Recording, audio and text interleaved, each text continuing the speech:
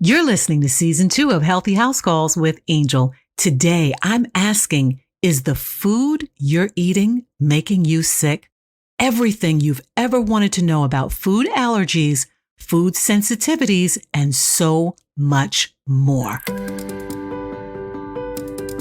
Hello, welcome to Healthy House Calls with Angel. I am your host, Angel Shannon, giving you tips, tools, and holistic strategies to live a healthier life by intentional design.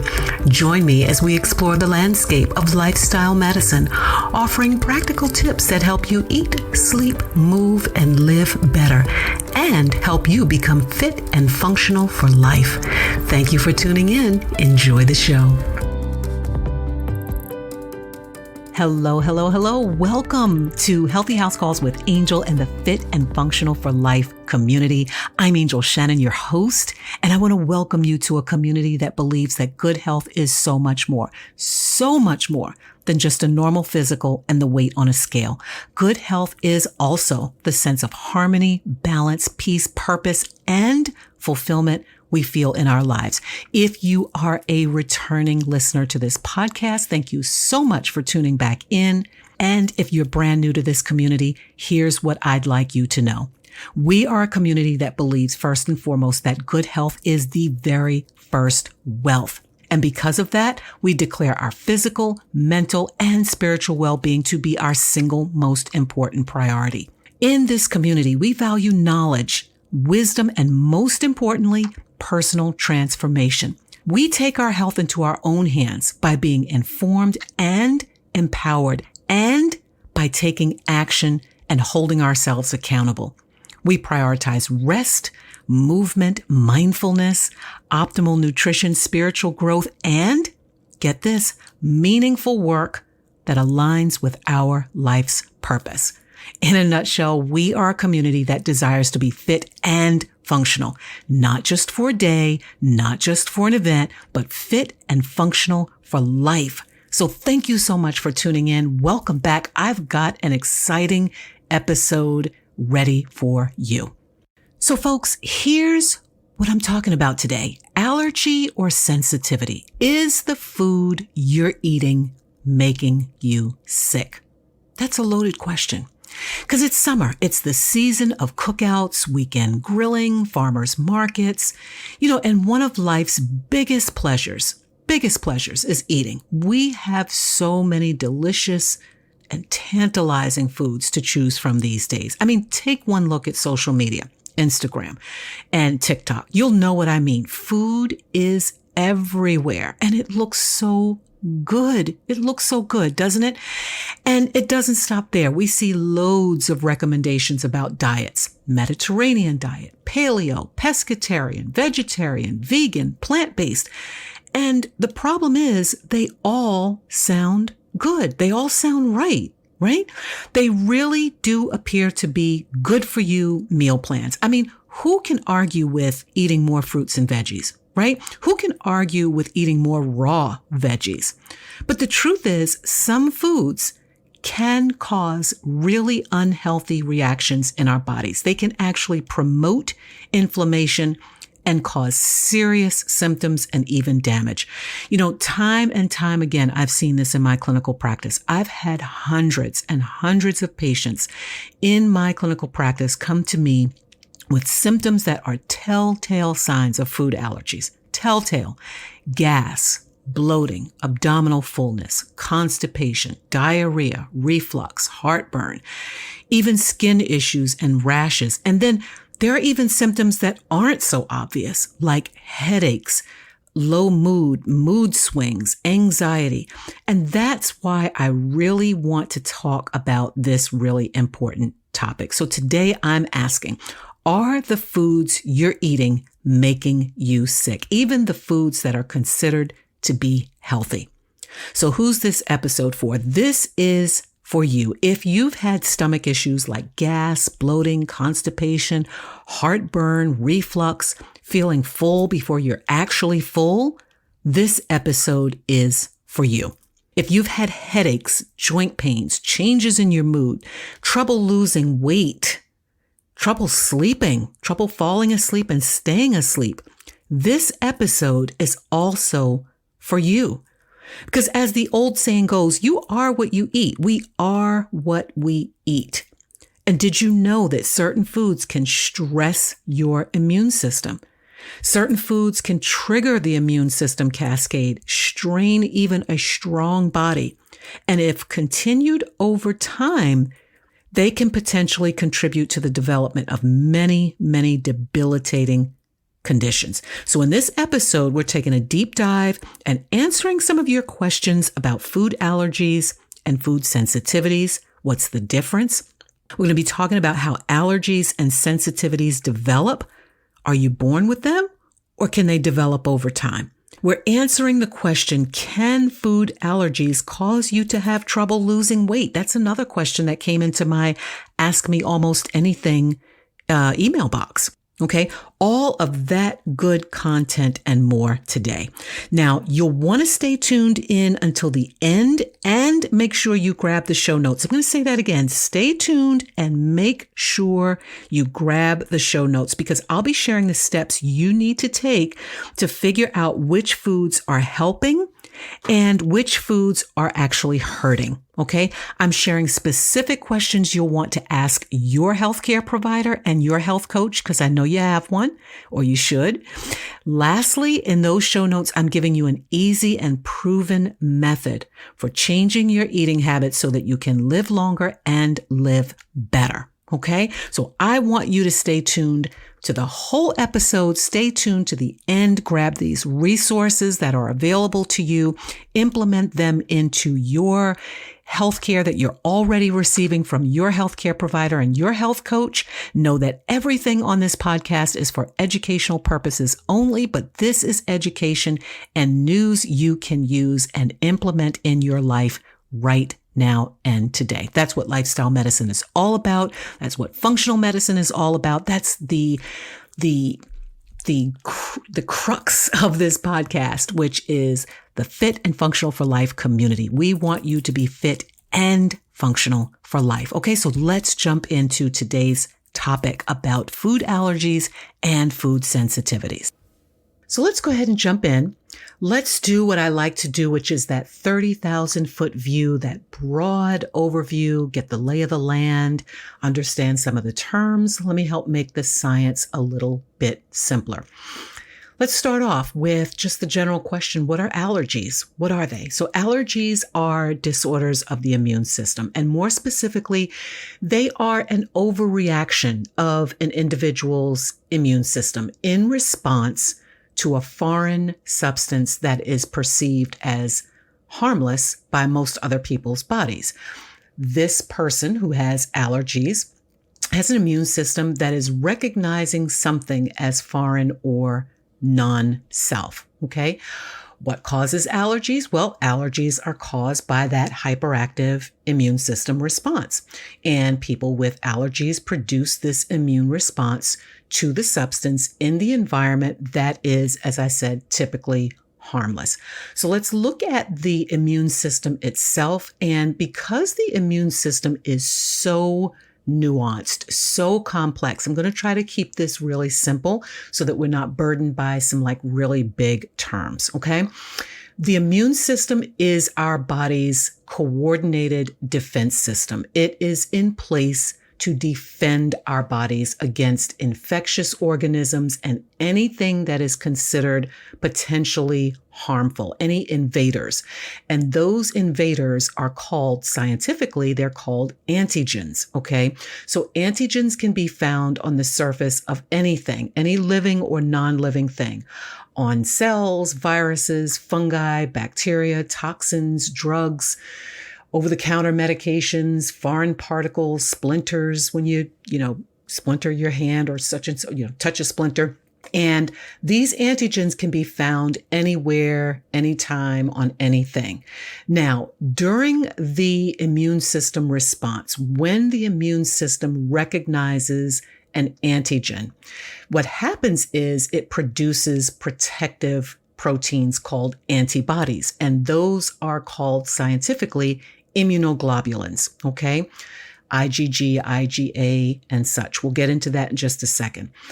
Antibodies are Y-shaped proteins. They're shaped like a Y. They're proteins, and they're produced by the cells of our immune system. They're there to act specifically. They're produced specifically, let me say, for each food allergen and substance. And the job of antibodies is to basically neutralize and eliminate the allergen or the foreign substance from the body. Okay. And the symptoms that we experience are the direct result of this process. So when these antibodies or immunoglobulins get on the scene, the symptoms that we experience are a direct result of that process. Antibodies stick to specific antigens, which makes it easier for immune cells to identify these invaders and destroy them. That is the nuts and bolts of the matter, okay? Some of the most common allergens that we already know are pollen, dust, insect bites, insect venom, animal hair, animal dander, mold, certain medications, latex gloves, and so on. Some people are allergic to latex. So that's what we know. So the immune system's role in the allergic response is to create this sort of sticking together of antibody and allergen to get that substance out of the body and get it out quickly. Okay. In the allergic response, the immune system is overreacting. It's hyperreactive to these antigens. And by hyperreactive, I mean that it produces immunoglobulin E or IgE antibodies. These antibodies travel to the cells that release histamine. This is a substance called histamine and other chemical mediators.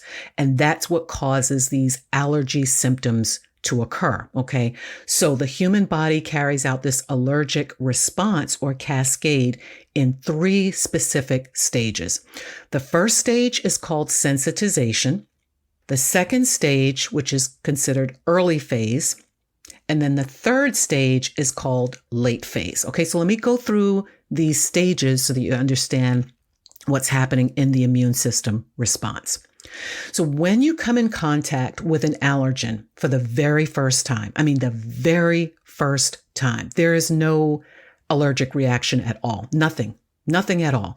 The immune system undergoes this process of sensitization, which basically means that it's preparing itself for the next time this foreign invader comes around. So whatever that foreign invader is, whether it's dust, pollen, mold, insect venom, whatever it is, the body is preparing itself. Now, in a series of very important steps, the immune system breaks apart this antigen.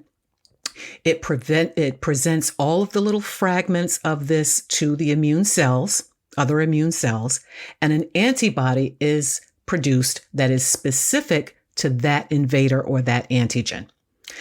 And this antibody is called IgE or immunoglobulin E.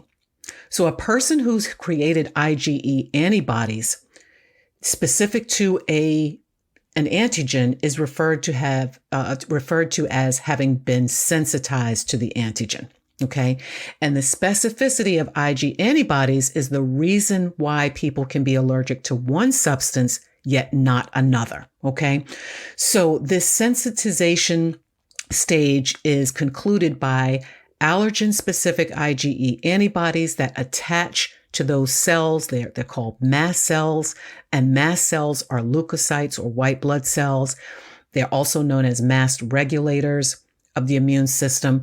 They're found in most tissues of the body, and they are strategically located in different areas of the body that come in close contact with the external environment. This is why you'll see sometimes the first exposure to grass or, environment, trees, you'll have this sensitization because these cells or mast regulators are usually found in the skin, airways, in the intestines, okay, they're there to aid in early recognition. That's their role, is to get on the scene early so that they recognize these allergens when they come around again, okay?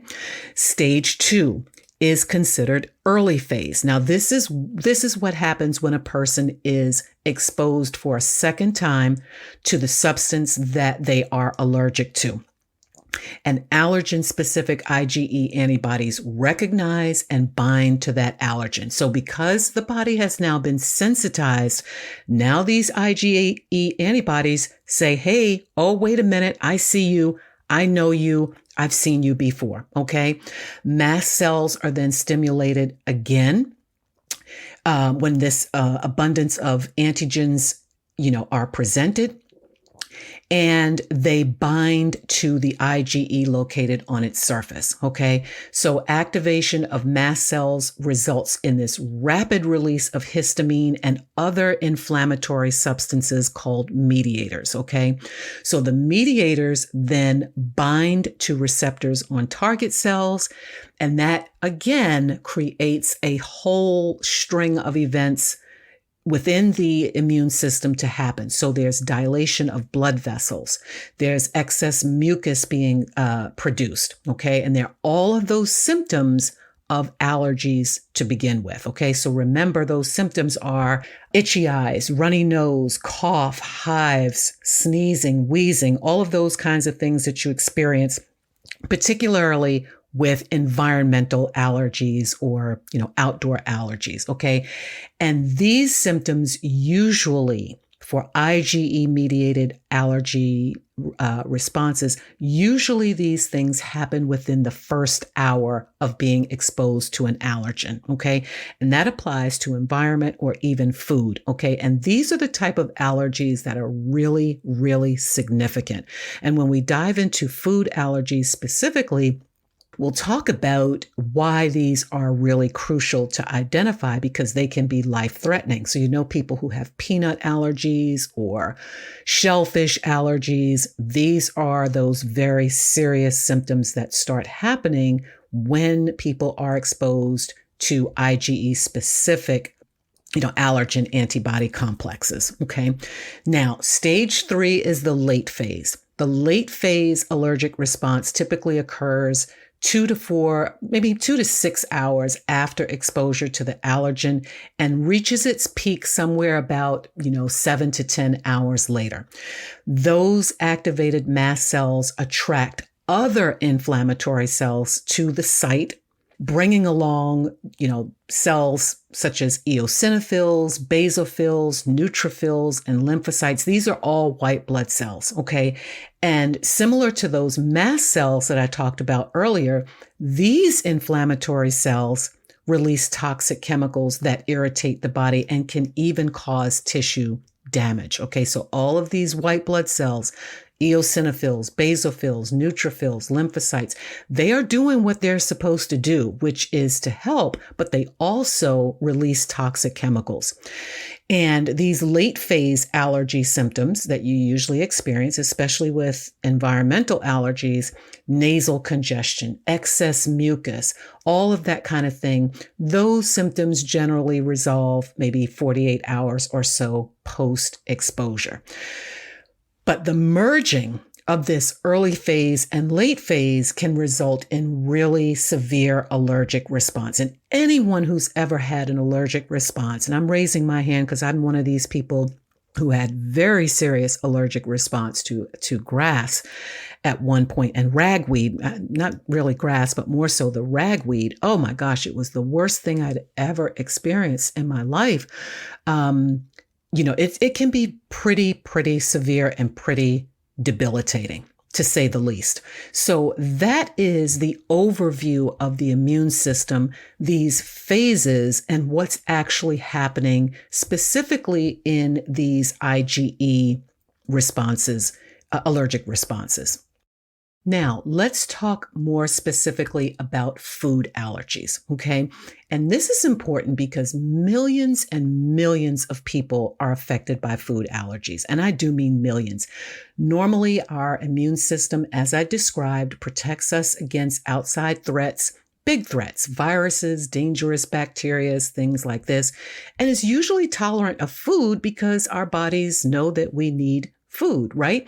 But some people have responses to foods, and many of us do, to foods that we wouldn't think are really dangerous, right? So this is where understanding the difference between food allergy and food sensitivity is really super important.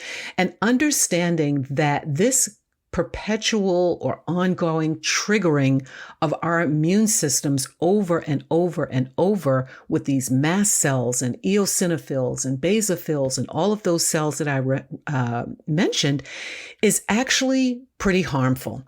And especially when it is because of something that we are eating that we think is just absolutely okay.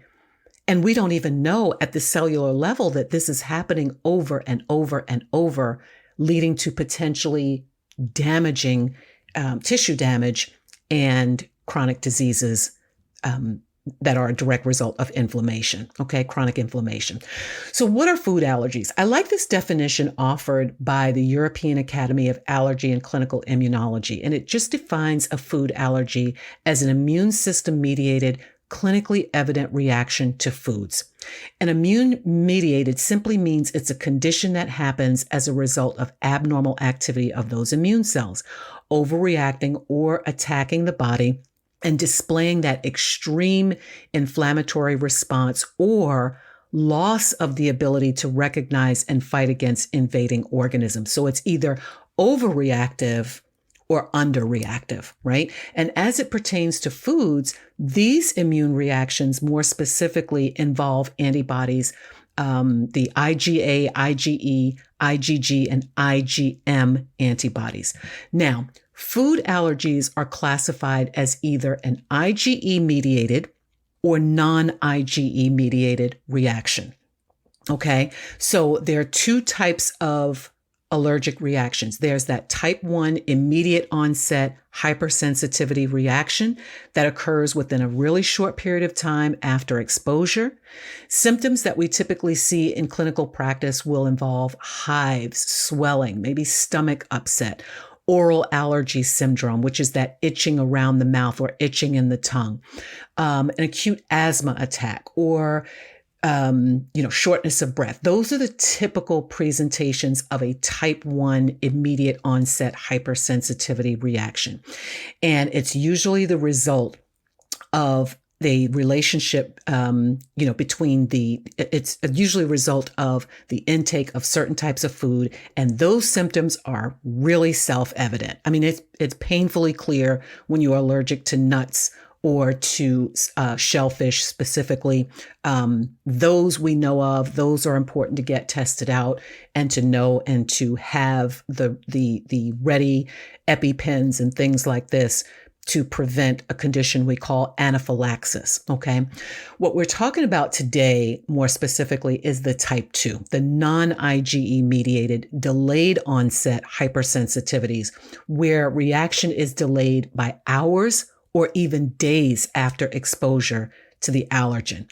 These delayed reactions more often than not involve IgG and IgA antibodies, okay?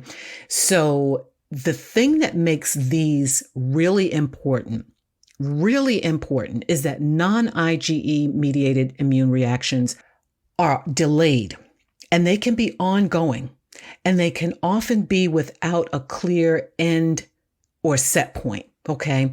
And they're often difficult to diagnose because you don't really associate them with food. And let me give you an example. Because they're so delayed, let's say you just eat, oh gosh, what would it be?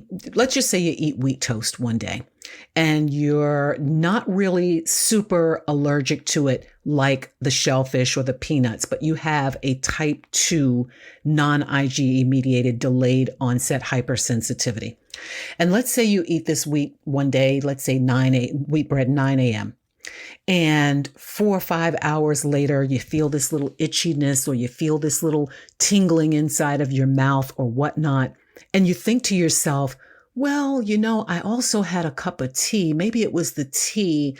Or, oh no, I went outside and I was at my kid's baseball game. Maybe it's that. The onset of symptoms is so distant from the time that you were exposed to that allergen that it's clinically underappreciated. The same thing with, eating certain foods and experiencing mental health concerns like anxiety, irritability, nervousness, difficulty sleeping, something that you ate early in the morning. And then, later at night, you're having difficulty falling asleep. I see this so often in my clinical practice. And this is what makes getting food sensitivity testing and food allergy testing so super important. So super important. Okay. So I just want to summarize this by saying, in a nutshell, with food allergies, we have two types. We have the IgE mediated, immediate onset hypersensitivity allergic reactions. And then we have the non-IgE mediated delayed onset hypersensitivity allergic reaction. So basically there's immediate onset and then there's delayed onset. Okay. The IgE antibodies are the main players here.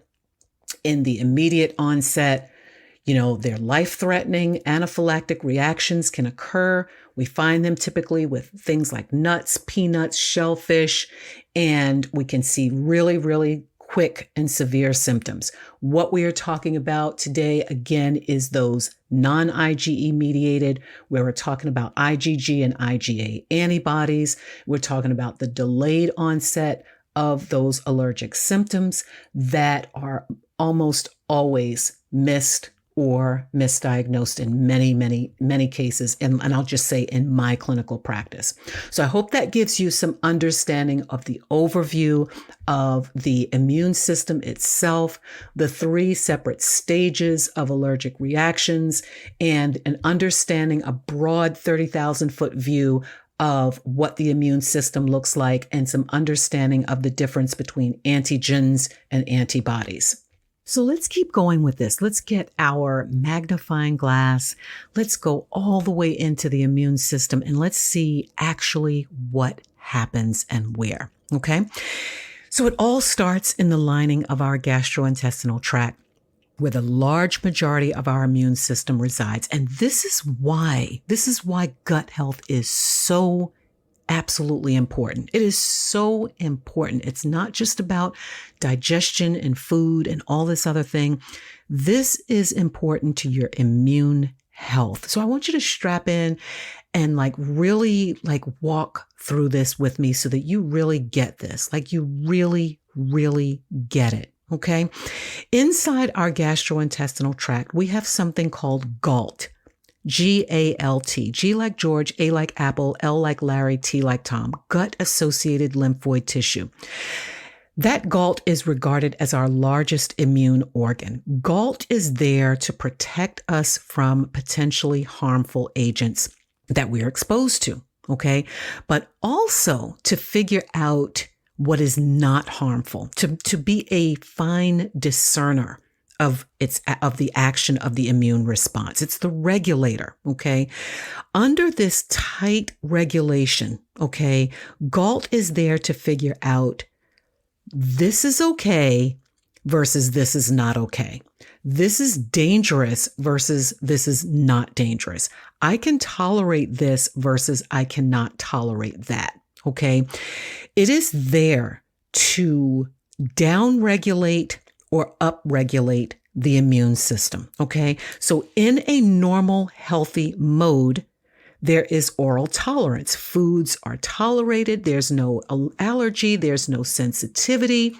When this state of tolerance is compromised, however, through certain foods, certain environmental factors, antibiotics, things like this is what upsets the balance of that gut microbiome, and it triggers this cascade of immunological events. Okay, our GALT upregulates and begins to attack the very thing that we need, which is food. Okay, and this attack is often accomplished through the production of those food antigen-specific antibodies that I mentioned earlier. And that's how the whole cascade gets started, okay? There is some belief as it pertains to food sensitivities. There is some belief that the exact mechanism of these responses has to do with a dysfunctional gut lining. Okay. In a healthy GI tract, the gut lining acts as a wall. It acts as a wall to protect us from the outside world. And this tissue acts as a barrier. The barrier is made up of these really tiny cells that are held together by what we call tight junctions. And just as the name suggests, these tight junctions keep that whole GI tract cell to cell wall tightly locked together to maintain a strong gut barrier. Okay.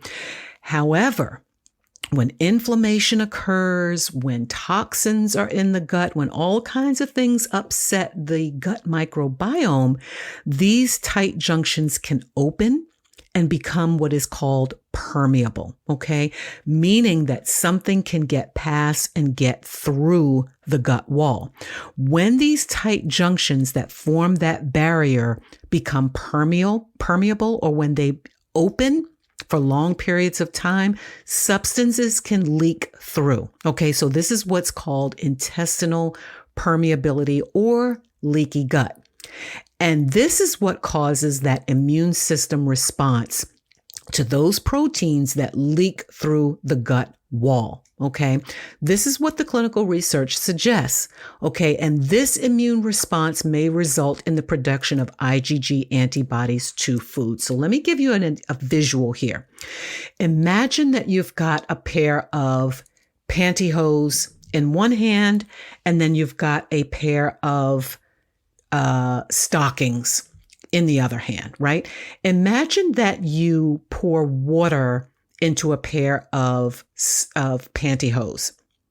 And then imagine that you pour water into a pair of thicker stockings. Which one would likely allow the water to seep through? Obviously the pantyhose, because they've got those tiny little holes, right? A pair of stockings where there's thicker material and thicker thread count likely will not allow water to seep through. Okay. So this is what we're talking about when we're referring to the intestinal lining, and we're talking about intestinal permeability and food sensitivities, food allergies. Leaky gut, a permeable gut lining where those tight junctions are compromised, can cause food sensitivities, food allergic responses, and can also trigger those symptoms that a person is experiencing. And I'll talk about those symptoms in just a bit.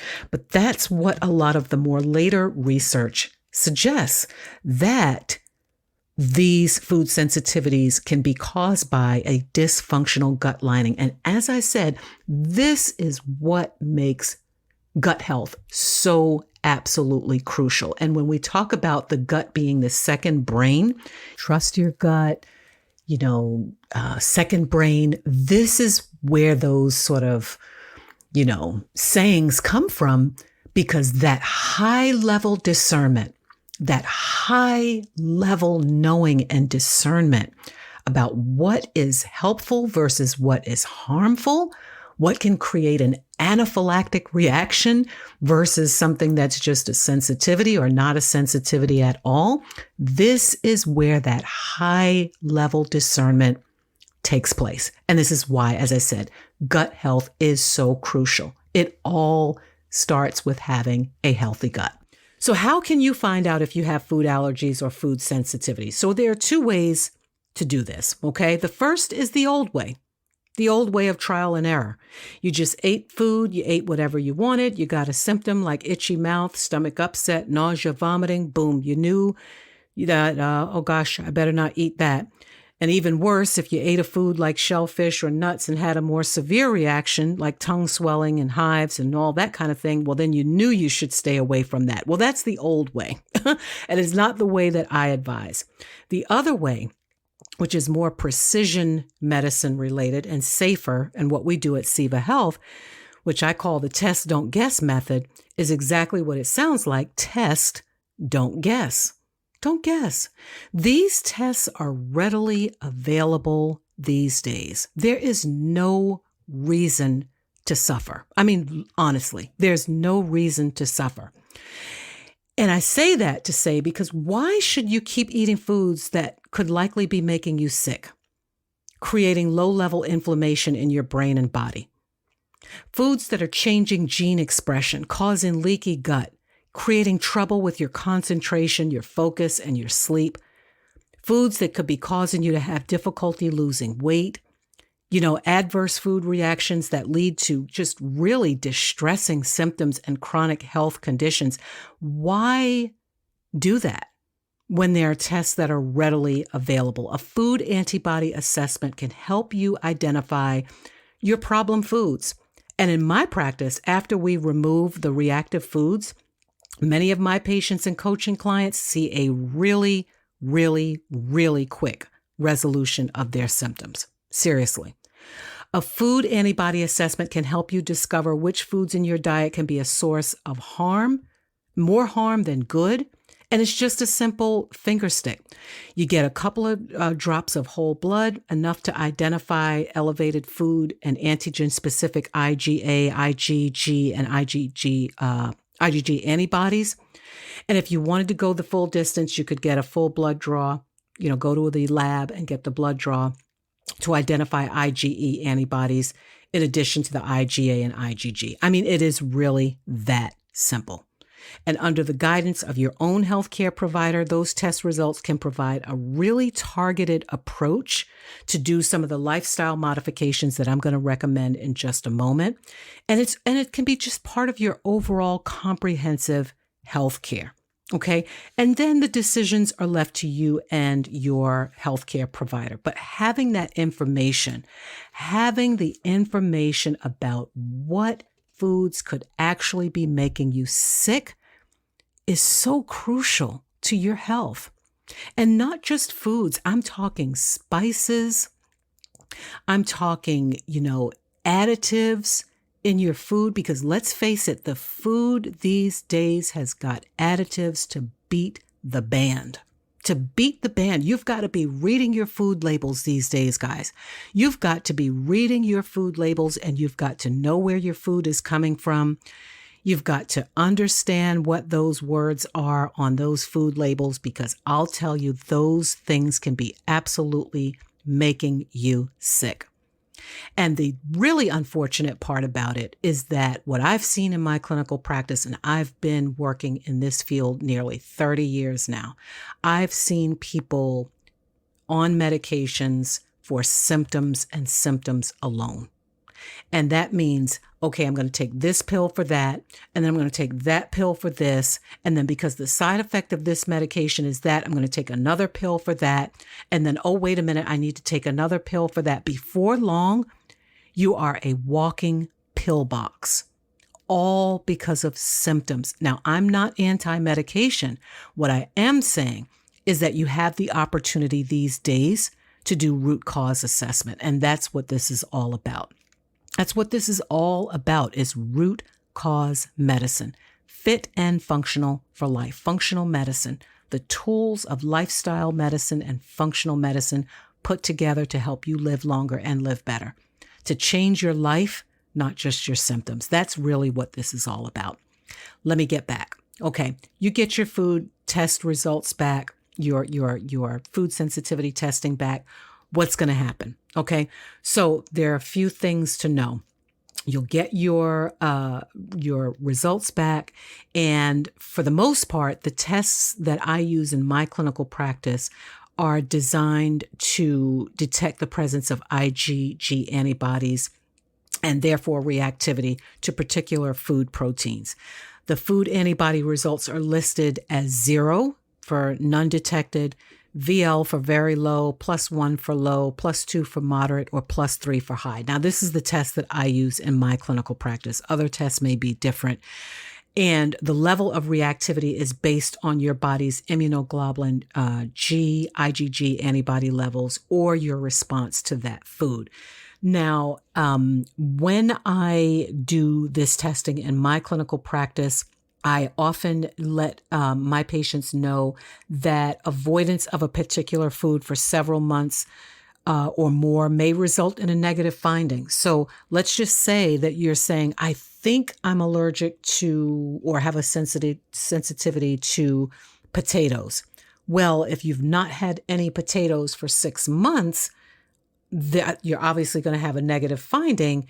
And that's going to mean that, it may not be a true negative or true positive. It may not be a true negative because you've not had that particular food to be caught in the test results. Okay. So it's possible to have a positive result for a food you never eat or rarely eat. And that's because the food proteins can be similar across different types of food families. Okay. There may be a food protein in peanuts that looks very similar to a protein in almonds. So therefore, you might have a positive result for peanuts, even though you only eat almonds. So these things can be a little tricky. And this is why food diaries and food records, mealtime records are really important when you have these types of tests done. Okay. Here's another important point.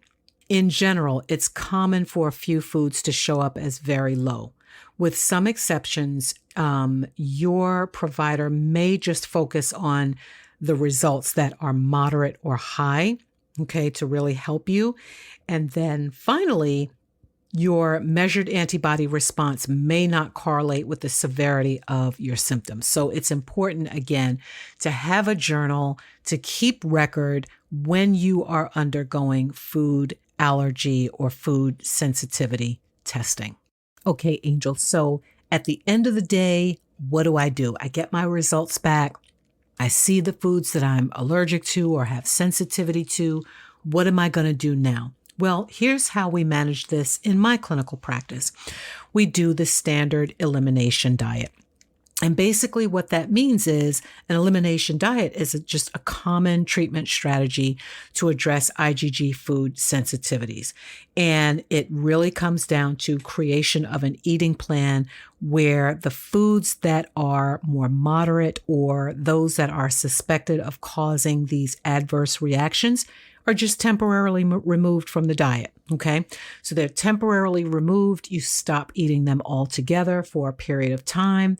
And then these foods are then carefully reintroduced at a later date. Now, I'm not talking about those foods that we know are a problem, like the peanut allergies and the shellfish, all of that stuff. Those are those immediate onset things that we talked about that we know for sure are eliminated, out the picture, gone, never to return. I'm talking about the delayed onset and those that, that we can, that are not causing life-threatening symptoms. Okay, so you remove these foods for a period of time, you reintroduce them very slowly and very individually, keeping a very careful journal of when you ate it, how much you ate, what symptoms you experienced, okay?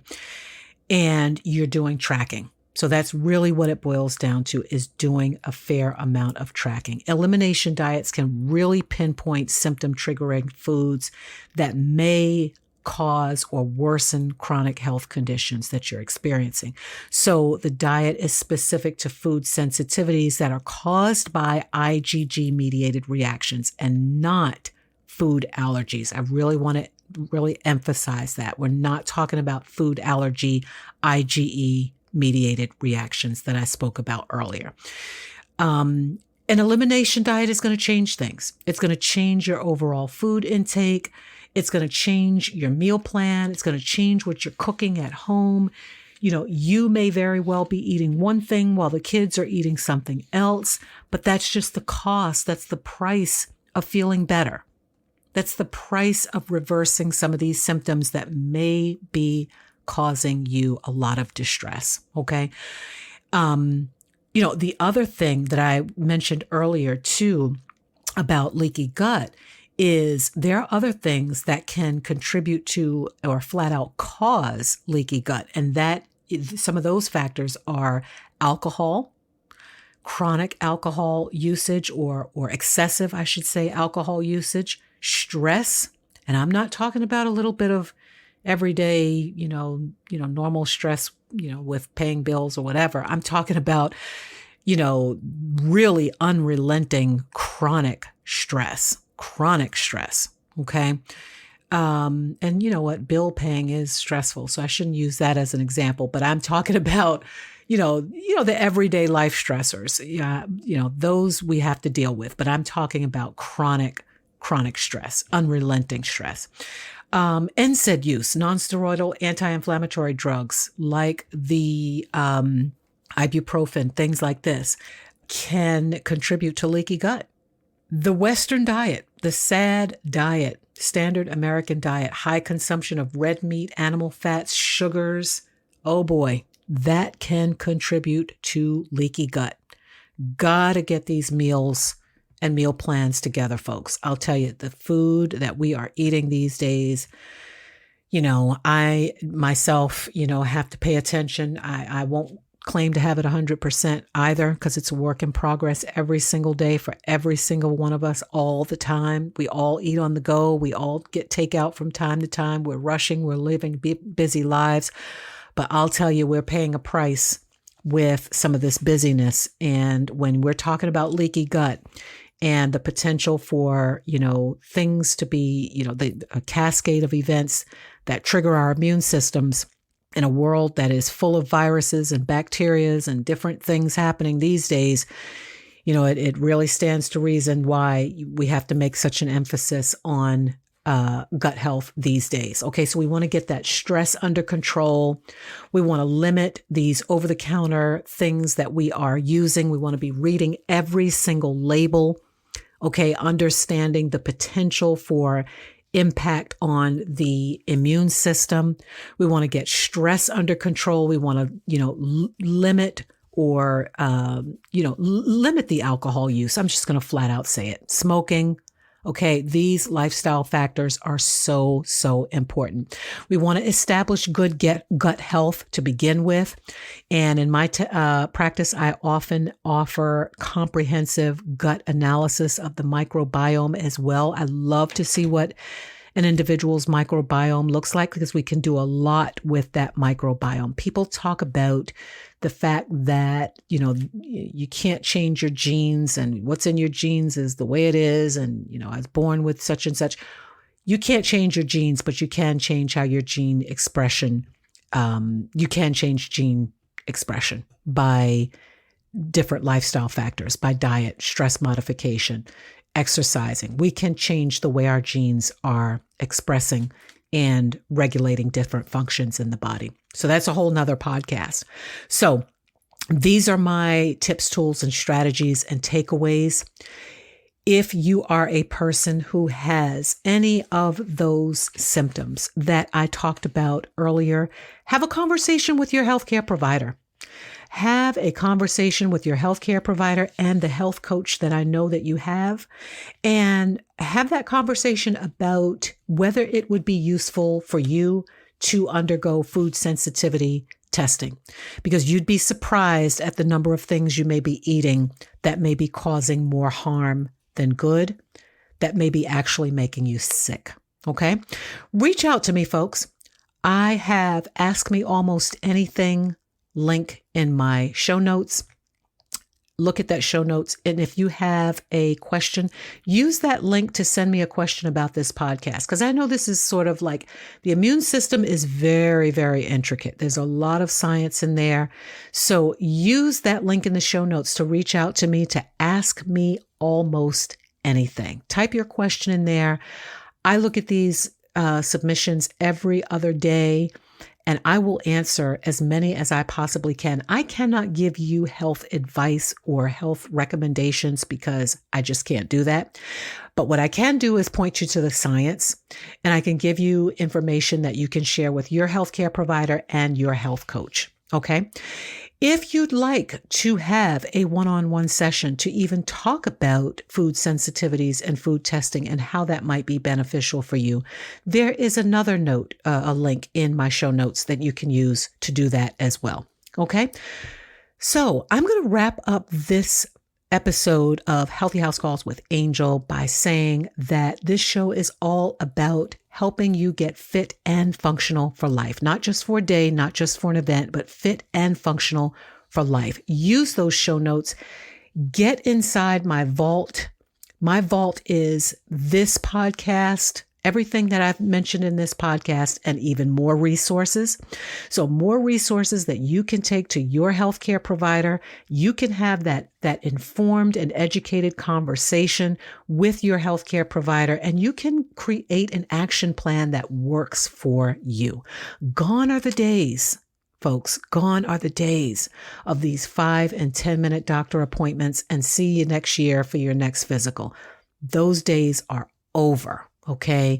The days now are comprehensive care and wellness and well-being. So use these show notes. Come inside my vault, grab the show notes as well as the other resources, links to studies and things like this that are helpful as a base for you to have meaningful conversations with your healthcare provider. I also want to extend to you the invitation to join the Fit and Functional for Life community. We are an intentional community, virtual community of people across the United States and elsewhere into Canada. We are a global community who are coming together to live longer and live better with lifestyle medicine. We really are about busting the burnout and getting the tips, tools, and strategies in place that I talk about on this show every single episode.